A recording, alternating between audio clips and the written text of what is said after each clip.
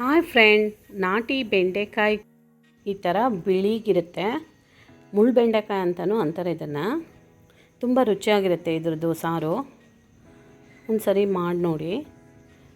ಬಿಳಿ ಬೆಂಡೆಕಾಯಿ, ನಾಟಿ ಬೆಂಡೆಕಾಯಿ ಸಾರು. ಅದನ್ನು ಚಿಕ್ಕದಾಗಿ ಹಚ್ಕೊಂಡು ಒಂದು ಪ್ಯಾನ್ಗೆ ಹಾಕಿ ಸ್ವಲ್ಪ ಆಯಿಲ್ ಹಾಕಿ ಚೆನ್ನಾಗಿ ರೋಸ್ಟ್ ಮಾಡ್ಕೋಬೇಕು. ಬೆಂಡೆಕಾಯಿ ರೋಸ್ಟ್ ಮಾಡಿಕೊಂಡು ಒಂದು ಚಿಕ್ಕ ಜಾರಿಗೆ ಒಂದು ಸ್ವಲ್ಪ ಕಾಯಿ, ಟೊಮೊಟೊ, ಈರುಳ್ಳಿ, ಬೆಳ್ಳುಳ್ಳಿ, ಕೊತ್ತಂಬರಿ ಪುಡಿ, ಖಾರದ ಪುಡಿ, ಉಪ್ಪು, ಹುಣಸೆಹಣ್ಣು, ಸ್ವಲ್ಪ ಒಂದು ಸ್ಪೂನ್ ಜೀರಿಗೆ ಹಾಕಿ ನೈಸಾಗಿ ಪೇಸ್ಟ್ ಮಾಡ್ಕೊಬೇಕು. ಪೇಸ್ಟ್ ಆದಮೇಲೆ ಅದಕ್ಕೆ ಸ್ವಲ್ಪ ಹುಚ್ಚೆಳ್ಳು, ಸ್ವಲ್ಪ ಶೇಂಗಾ ಚಟ್ನಿ ಪುಡಿ, ಸ್ವಲ್ಪ ಕೊತ್ತಂಬರಿ ಹಾಕಿ ಒಂದು ರೌಂಡ್ ಹಾಕಬೇಕು. ಇದು ನೈಸ್ ಮಾಡಬಾರ್ದು, ರಫ್ ಆಗಿರಬೇಕದು ಮೇಲೆ. ಬೆಂಡೆಕಾಯಿ ಈ ಥರ ರೋಸ್ಟ್ ಮಾಡಬೇಕು. ಕೆಂಪಗಾಗೋವರೆಗೂ ಆಯಿಲಲ್ಲಿ ಫ್ರೈ ಮಾಡಬೇಕು.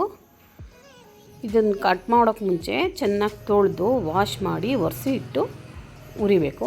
ಅವಾಗಾದರೆ ಅಂಟು ಬರೋದಿಲ್ಲ. ಅದಕ್ಕೆ ಒಂದು ಪ್ಯಾನ್ ಇಟ್ಟು ಅದಕ್ಕೆ ಆಯಿಲ್ ಹಾಕಿ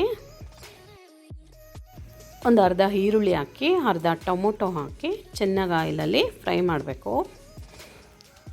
ತುಂಬ ಟೇಸ್ಟಿಯಾಗಿರುತ್ತೆ ಇದು ಬೆಂಡೆಕಾಯಿ ಸಾರು.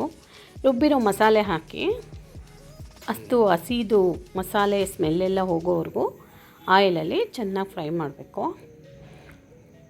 ತುಂಬ ವೆರೈಟಿ ಮಾಡ್ತಾರೆ ಇದು ಬೆಂಡೆಕಾಯಲ್ಲಿ, ಕರಿ, ಗೊಜ್ಜು ಎಲ್ಲ. ನಾನು 2-3 ವೆರೈಟಿ ತೋರಿಸಿದ್ದೀನಿ. ಇದೊಂದು ವೆರೈಟಿ. ಇದಕ್ಕೆ ಸಾಕಾಗುವಷ್ಟು ನೀರು ಹಾಕಿ ಮಿಕ್ಸ್ ಮಾಡ್ಕೊಬೇಕು. ಆ ಮಸಾಲೆ ಎಲ್ಲ ಚೆನ್ನಾಗಿ ಕುದಿಯೋವರೆಗೂ. ಆದಮೇಲೆ ರೋಸ್ಟ್ ಮಾಡ್ಕೊಂಡಿರೋ ಬೆಂಡೆಕಾಯಿ ಹಾಕಿ ಮಿಕ್ಸ್ ಮಾಡಬೇಕು. ಮಿಕ್ಸ್ ಮಾಡಿ ಒಂದು ಕುದಿಸಿದ್ರೆ ಸಾಕು. ಇದನ್ನು ಬೆಂದ್ಬಿಡುತ್ತೆ. ಅದು ಮುಂಚೆನೇ ಎಣ್ಣೆಯಲ್ಲೇ ಸಾಫ್ಟಾಗಿ ಬೆಂದಿರುತ್ತೆ. ಈಗ ಮಸಾಲೆ ಎಲ್ಲ ಹಿಡ್ಕೊಳ್ಳೋವರೆಗೂ ಒಂದು ಕುದಿಸ್ಕೋಬೇಕು. ಕುದಿಸಿ ಕೊತ್ತಂಬರಿ ಸೊಪ್ಪು ಹಾಕಿ ಸರ್ವ್ ಮಾಡಿದ್ರೆ ಬೆಂಡೆಕಾಯಿ ಸಾರು ತುಂಬ ಟೇಸ್ಟಿಯಾಗಿ ರೆಡಿ ಆಯಿತು.